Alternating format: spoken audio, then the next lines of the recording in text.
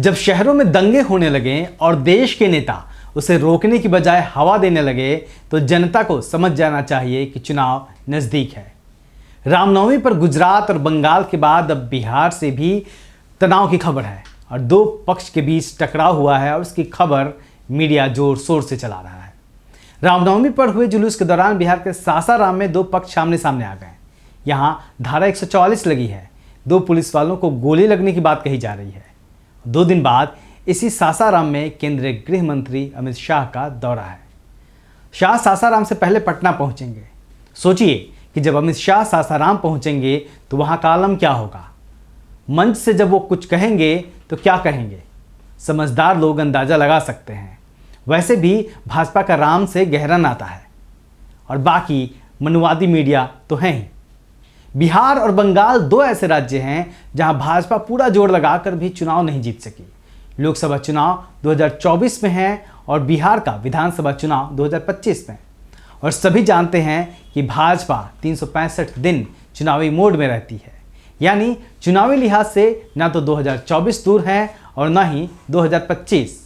और जब इस तरह की बात आती है तो भाजपा के पाले में जिस तरीके से भारतीय मीडिया खेलता हुआ नजर आता है वो गंभीर सवालों को खड़ा करता है। बिहार में भाजपा ने नीतीश कुमार से खार खाई है। नीतीश कुमार ने जिस तरह भाजपा को छकाया है वैसा करने को भाजपा वाले जुर्रत करना मानते हैं, खासकर मोदी और शाह।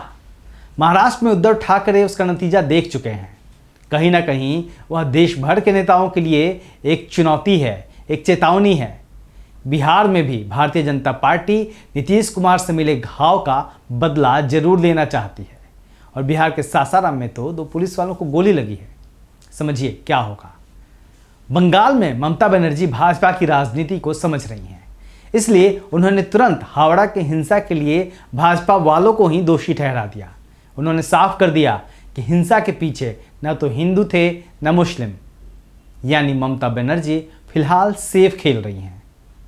वैसे भी कांग्रेस पार्टी और राहुल गांधी ने जिस तरह अडानी का मुद्दा गर्म करके रखा हुआ है, भाजपा के लिए उससे पीछा छुड़ाना अभी सबसे बड़ी चुनौती है। और भाजपा में भारतीय जनता पार्टी के राज में किसी भी मुद्दे पर मिट्टी डालने के लिए हिंदू मुस्लिम मुद्दा सबसे आसान मुद्दा है। अडानी के मुद्दे को राहुल गांधी ने जिस मजबूती से पकड़ा हुआ है, भाजपा चाहे ना चाहे कांग्रेस की पीठ पर खेलने को मजबूर है।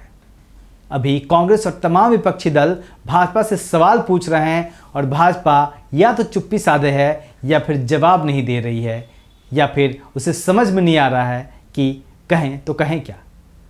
भाजपा की सबसे बड़ी चुनौती राहुल गांधी, कांग्रेस पार्टी और विपक्ष का एक बड़ा तबका है जो अपनी पीठ पर लाकर भाजपा को खेलने पर मजबूर कर रहा है। राम के सहारे राजनीति में यहां तक पहुंची भाजपा राम से जुड़े इस मुद्दे को छोड़ेगी नहीं, लेकिन यही देश की जनता के लिए परीक्षा की घड़ी है। वह नेताओं को हिंदू मुस्लिम करने देगी या फिर इस सवाल पर अड़े रहेगी कि महंगाई और बेरोजगारी कैसे दूर किया जाए। वह इस सवाल पर अड़े रहेगी कि भारत की जनता को, खासकर देश के गरीबों को, वंचितों को, हाशिए पर खड़े लोगों को रोजगार और महंगाई से निजात कैसे मिले।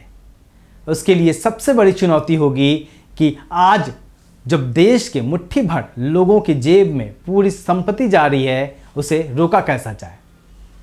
आम जनता की शिक्षा, बेरोजगारी और महंगाई का सवाल सबसे अहम है, किसी भी दल की राजनीति से भी बड़ा। देखते रहिए दिल्ली दस्तक।